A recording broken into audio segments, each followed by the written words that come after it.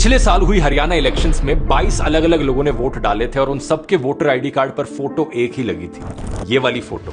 गौर से देखिए इस औरत को, क्योंकि ये इंडियन नहीं है, ये एक ब्राजीलियन मॉडल है जिसका नाम है लारिसा। अलग अलग वोटर आईडी कार्ड्स पर फोटो लारिसा की लगी थी, लेकिन नाम कभी सीमा था तो कभी स्वीटी, कभी विमला था तो कभी सुनीता। ये कमाल का फैक्ट हमें पता चला राहुल गांधी से 5 नवंबर को, जब उन्होंने एक और बड़ा एक्सपोजे किया वोट चोरी पर। पिछले कई महीनों से कांग्रेस की इन्वेस्टिगेटिव टीम काम कर रही थी इस सारे डेटा को कलेक्ट करने के लिए, और अब ये सारी इंफॉर्मेशन पता करने के बाद उन्होंने आरोप लगाया है कि डुप्लीकेट, इनवैलिड एड्रेस और बल्क वोट्स को मिलाकर 2024 की हरियाणा असेंबली इलेक्शन में करीब 25 लाख वोटों की चोरी की गई है, यानी कि हर 8 में से 1 वोटर फर्जी था। एक और उदाहरण देखो इसका, ये वाली फोटो एक महिला की 2 बूथ पर अलग अलग नाम से 223 बार थी। एक जगह पर तो विक्रम सिंह नाम के आदमी के आगे इस महिला की फोटो लगी हुई थी। ऐसे ही एक बीजेपी लीडर के घर पर 66 वोट्स रजिस्टर्ड थे। राहुल गांधी ने यह भी आरोप लगाया था कि हजारों ऐसे बीजेपी वोटर्स और लीडर्स हैं जो एक से ज्यादा राज्यों में वोट डाल रहे हैं। 6 नवंबर को बिहार में फर्स्ट फेज की वोटिंग में इसका एक लाइव एग्जांपल भी देखने को मिला। राज्यसभा के एमपी रहे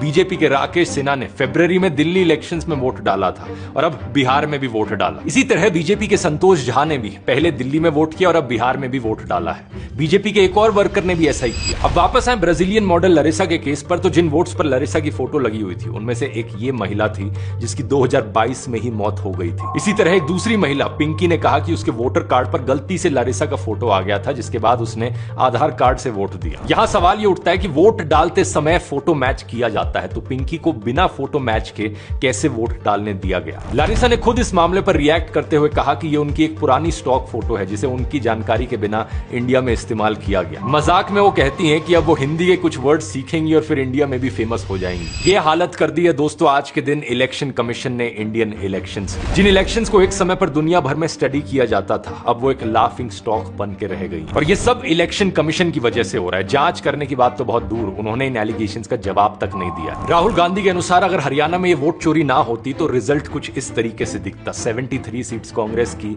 और 17 सीट्स बीजेपी की। इत्तेफाक की बात यह है कि हरियाणा इलेक्शन से पहले कई सारे ओपिनियन और एग्जिट पोल्स भी कुछ ऐसा ही बता रहे थे।